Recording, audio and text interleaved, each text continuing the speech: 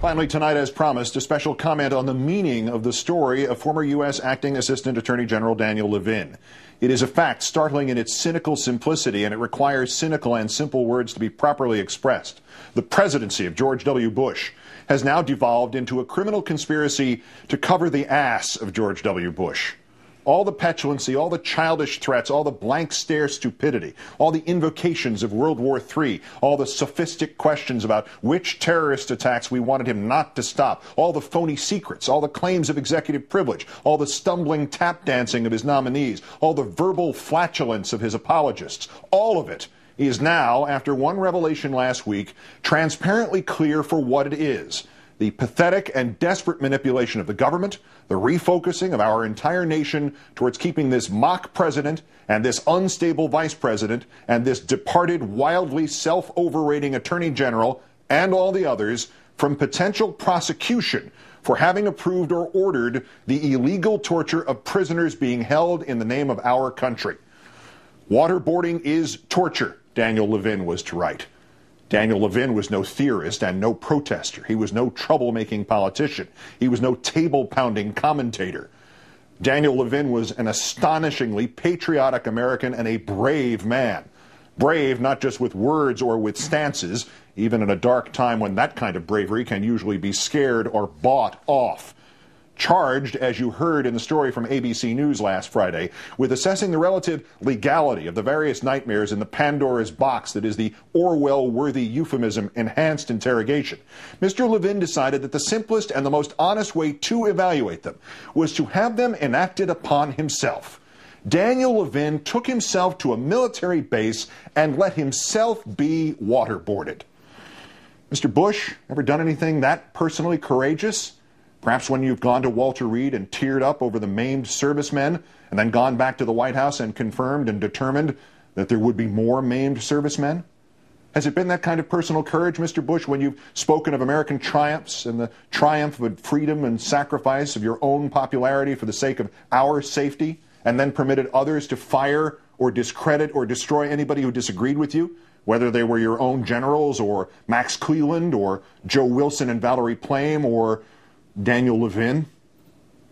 Daniel Levin should have a statue in his honor in Washington right now.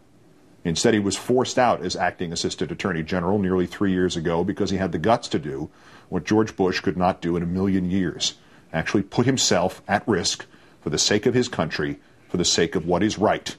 And they waterboarded him. And he wrote that even though he knew those doing it meant him no harm, and he knew they would rescue him at the instant of the slightest distress, and he knew he would not die, still with all that reassurance, he could not stop the terror screaming from inside of him, could not quell the horror, could not convince that which is at the core of each of us, the entity who exists behind all the embellishments we strap to ourselves, like purpose and name and family and love.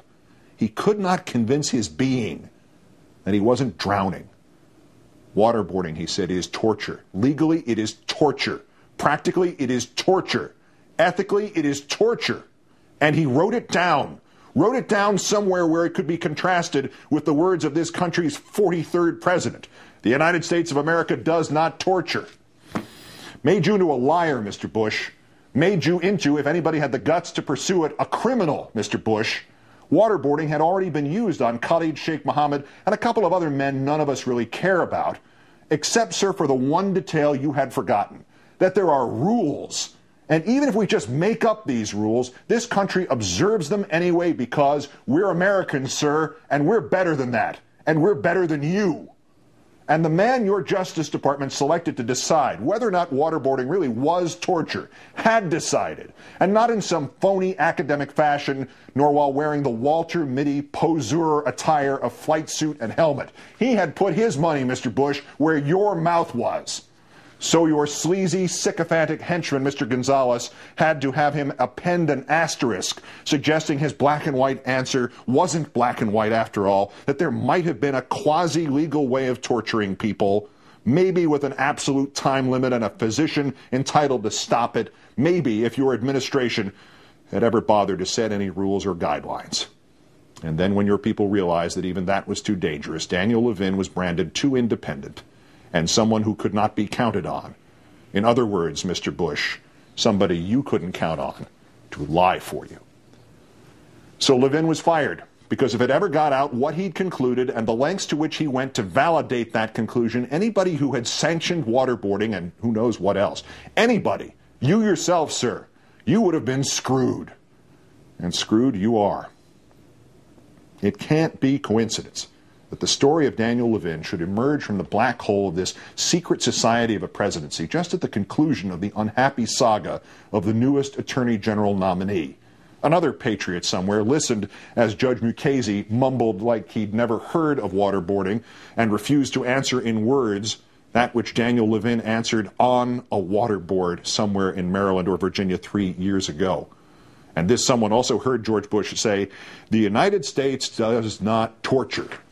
And he realized either Mr. Bush was lying or this wasn't the United States of America anymore, and either way, he needed to do something about it. Not in the way Levin needed to do something about it, but in a brave way nonetheless. We have United States senators who need to do something about it too. Chairman Leahy of the Judiciary Committee has seen this for what it is and said enough. Senator Schumer has seen it reportedly as some kind of puzzle piece in the New York political patronage system, and unfortunately he has failed. What Senator Feinstein has seen to justify joining Schumer in rubber-stamping Mukasey, I cannot guess. It is obvious that both these senators should look to the meaning of the story of Daniel Levin and recant their support for Mukasey's confirmation. And they should look into their own committee's history and recall that in 1973 their predecessors were able to wring, even from Richard Nixon, a guarantee of a special prosecutor, ultimately a special prosecutor of Richard Nixon, in exchange for their approval of his new Attorney General, Elliot Richardson. If they could get that out of Nixon, before you confirm the president's latest human echo tomorrow, you better be able to get a yes or a no out of Michael Mukasey.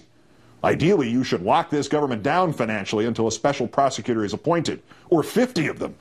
But I'm not holding my breath. The yes or the no on waterboarding would have to suffice.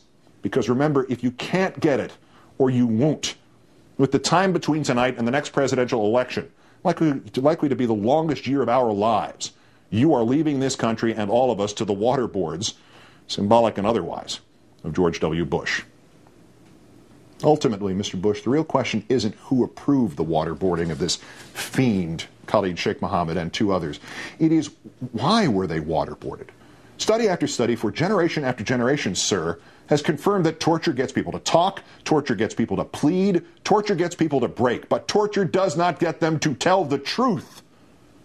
Of course, Mr. Bush, this isn't a problem, is it, if you don't care if the terrorist plots they tell you about are the truth, or just something to stop the tormentors from drowning them? If, say, a president simply needed a constant supply of terrorist threats to keep the country scared, if, say, he needed phony plots to play hero during and to boast about interrupting and to use to distract people from the threat he did not interrupt, if, say, he realized that even terrorized people still need good ghost stories before they will let a president pillage the Constitution. Well, heck, Mr. Bush, who better to dream them up for you than an actual terrorist? He'll tell you everything he ever fantasized doing in his most horrific of daydreams, his equivalent of the day you flew onto the deck of the Lincoln to explain you'd won in Iraq. Now, if that's what this is all about, you tortured not because you're stupid and you think that torture produces confession, but that you tortured because you're smart enough to know it produces really authentic-sounding fiction, well then, you're going to need all the lawyers you can find, because that crime wouldn't just mean impeachment, would it, sir? That crime would mean George W. Bush is going to prison.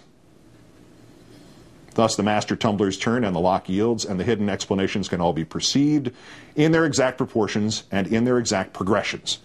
Daniel Levin's eminently practical, eminently logical, eminently patriotic way of testing the legality of waterboarding had to vanish, and him with it.